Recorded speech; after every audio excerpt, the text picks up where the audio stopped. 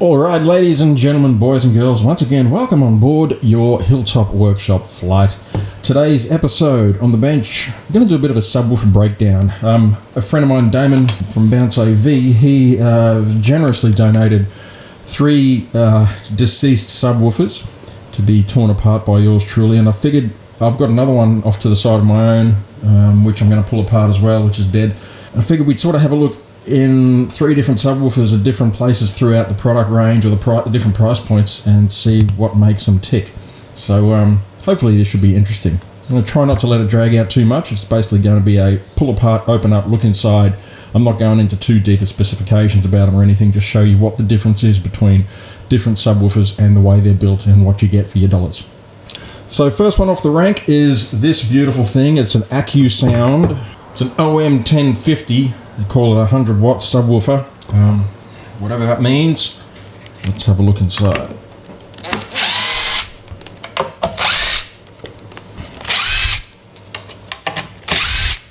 So the driver looks cheap and nasty, doesn't look like anything fantastic.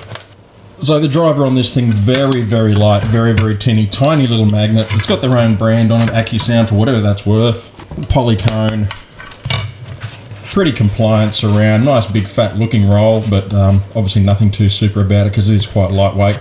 Gold, beautiful gold. Ugh, reminds me of monitor audio. So it's obviously just an OEM amplifier module, and they've had their own screen printing done on it. And as you'd expect, a fairly basic amplifier module in here. Got some half decent toroidal transformer on it. Pretty lightweight, generally all over the place. Not really much to be said about it, actually. I'd say something like this. This probably would have come as a home theatre kit with an amplifier for maybe, under $1,000. So, bang for your buck. Talk about bang for your buck. Encountered one of these earlier today. Had to blow on the fuse, put a new fuse in it. She popped straight away, so it's obviously got a dead short somewhere in the power supply. You get what you pay for with this stuff. You get 5-10 years out of this stuff, you're laughing. But this one will be going to the bin.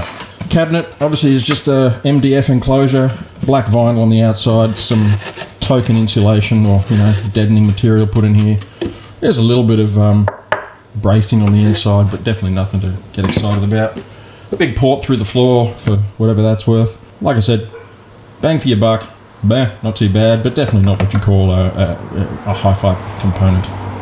Next cab off the rank is the beautiful Steiner Audio Labs SMS12 Mark III, mind you.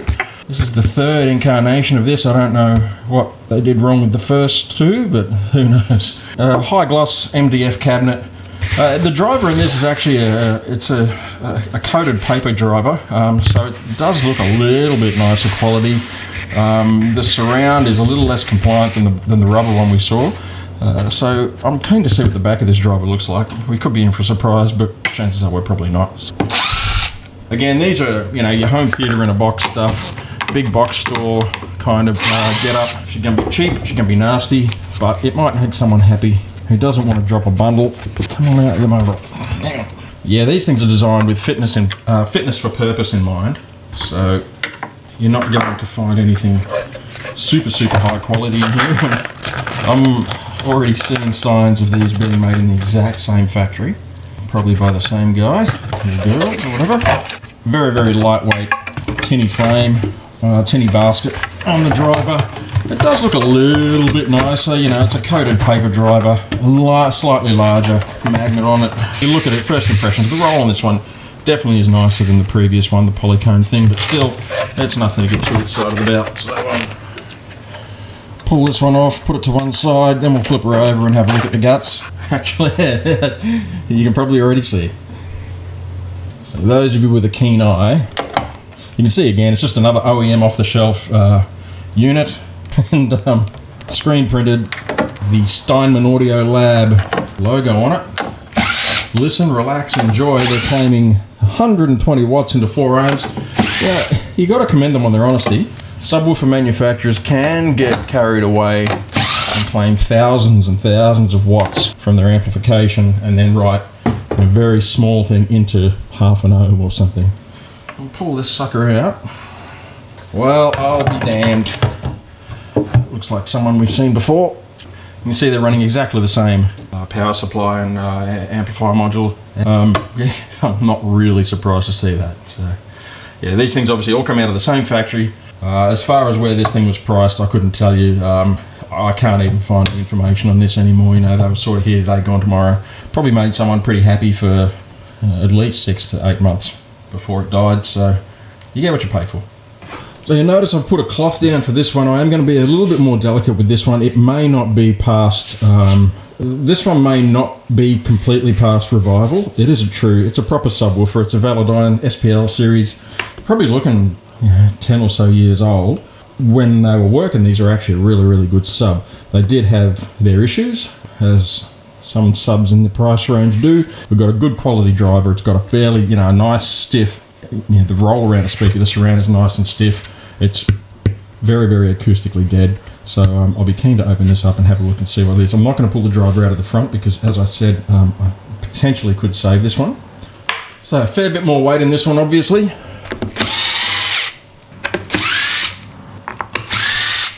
So looking at the back here, you'd actually believe what they're saying here. They're saying 1,000 watts continuous power. Into how many ohms, I couldn't tell you. I'm going to assume it's a 2 or a 4 ohm driver that's in here. Class D amplification, so most of the weight that I'm going to be feeling here is going to be driver. Obviously got a fairly decent cabinet on it. One thing with subwoofers and all speakers is that the cabinet, you can hear this has got a bit of tone to it. The other two are obviously a lot worse, but when you're talking subwoofers, the rigidity of the cabinet and the note that they have is very important, because the sort of frequencies and the sort of physics that are going on in these things, you don't want the cabinet becoming the speaker. You want it to be as rigid and as solid as possible, and it's very important that the cabinet doesn't move, doesn't flex, and doesn't radiate. So very, very solid cabinet from what I can tell. So immediately we can already see we've got a cap blown out here.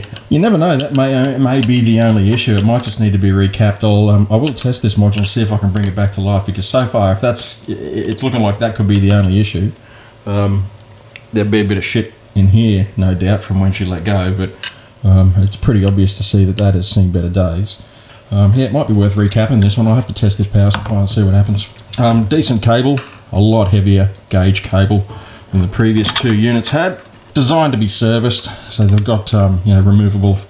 They've got spade terminals that can be disconnected on this. You can unplug that. That's just a little power LED. So look at the size of that son of a bitch. When you compare that with, there's my hand for reference. When you compare that with the size of the driver that was in the previous 2 subwoofers, you see and you know now that you're starting to get your value for money. So that's where all the weight is in this thing. This is probably a good 15-20 kilos. Yeah, it's a real subwoofer, this one. The cabinet is decent quality. You can see it's got decent bracing in the corners there. Again, it's just CNC MDF, but it is wireless compliant housing. So not anything that I didn't expect from Velodyne. They do make very, very good subwoofers, albeit their quality of capacitors could do with a bit of work. But just got a date on it. Yeah, so this was tested September 18, 2003. So this thing, 17 years old. They were still selling them probably 10, 12 years ago. I think we may be able to bring it back to life. So we'll see what happens. I'll keep you posted on that. Okay, so as far as today's range of subwoofers goes, this is pretty much the piece de resistance. This is what I'm classing as the high-end, top-of-the-range subwoofer for today. Again, we're still topping out $2,000 to $3,000 subwoofer here, but this is the B&W PV1, first edition. But this unit I installed back in 2007, possibly, probably about 2007, 2008, something like that. So it's about 12, maybe 13 years old. It has died, and they're actually not a serviceable unit. So I have had it open to see if we could try and do anything with it, but it is deceased. So I'm going to pull it apart and we'll have a look inside. Now this is something a bit different. We've got a cast aluminium housing. It's got dual opposing drivers that both fire outwards, so we don't get any resonance, any colouring or any sound from the housing at all. Horizontally opposed drivers. They're both active drivers, so there's no passive radiator at all. So it's a very, very nice little subwoofer. These were great, and it's a shame that they didn't last a bit longer, but you can still get a similar unit. I believe they've fixed a lot of their issues, but we'll pull it open and you'll see just what a construction these things are. So yeah, I'll get into that now. So these plastic trims on the outside, purely decorative, no less than 6. And what are those, 6mm bolts all the way around the outside. So yeah, you can already tell it's serious construction. I'll move on to pulling one of the drivers out now, because the lighter I make this, the easier it's going to be to handle. And it's little things that you don't notice when you're looking at these studs make the difference. So obviously we want this to be a complete, they call it a PV1, stood for pressure vessel. So they wanted it to be a sealed unit, completely sealed. There's no ports on this. So even the screws have got their own little sealing plastic washers around them. They are built like a friggin' tank.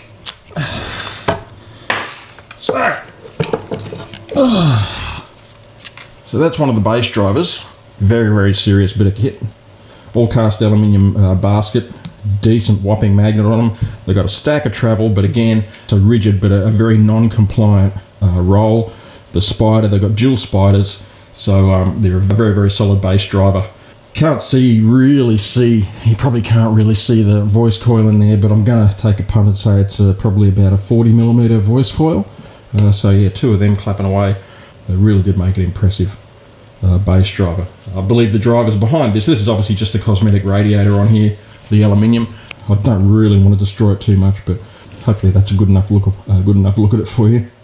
It's already pulling all the screws on my bench towards it. I'll pretty much just repeat the process on this side. Really are heavy drivers, these things.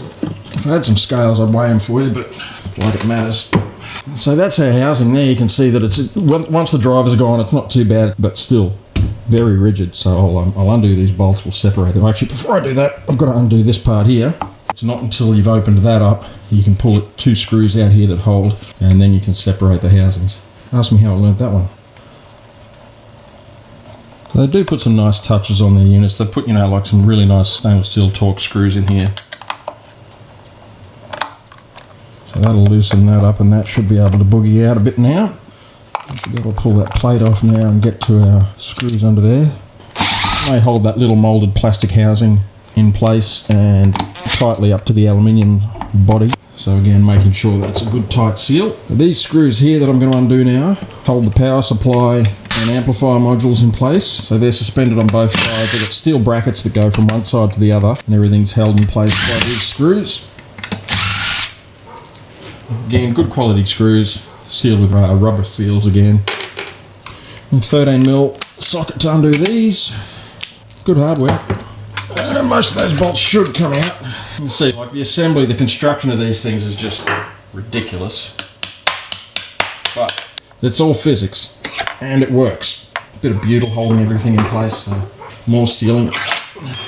Like I said, she's already dead, this one, so I can't kill it any more than it's already killed. So now, these housings should separate. We're going to bring out the heavy artillery for this one.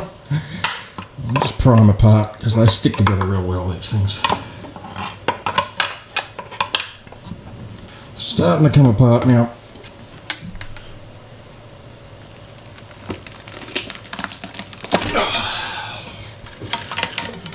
So you can see, that's quite a serious casting.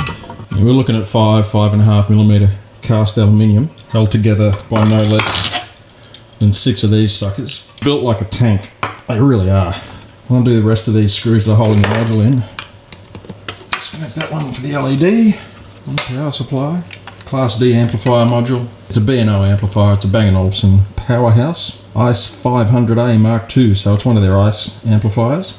You find them in a lot of subwoofers, a lot of amplifiers as well, a lot of room amps. Some of the Sonance gear uses them. Yeah, there's B&O amplification in a lot of things you wouldn't expect it to be in. And then this here, we've got basically just the brains. I'm not going to bother pulling out that, but that's the tone controls, power switches and whatnot, so that's just the user interface. So that's the best one I've got on hand to pull apart at the moment, completely sacrificial. Driver quality, the drivers are second to none. They're their own drivers. They don't use anybody else's drivers, so they're B&W drivers. Yeah, it's a B&O amplifier, but where haven't we seen them? Obviously, you're not going to find anyone else using this housing. The amplification, yes, you will. The power supply, possibly, but the combination, definitely not. And I think it's been a winner. Like I said, this is just a quick video just to tear these things down and show you the difference in what you get from cheap subwoofers to, you know, your more expensive ones. As I said, you know, those entry-level subwoofers would have come as a home theater in a box, through to the Velodyne, which is, you know, $1,000, $1,500 subwoofer. You see the build quality improved dramatically up to there, and then we've gone another step ahead here with the B&W PV1.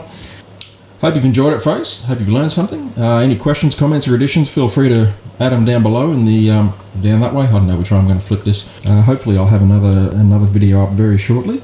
But for now, that's it for me. And I'm going to go and have some dinner and maybe a beer. Thanks for watching. I'll see you next time. Cheers.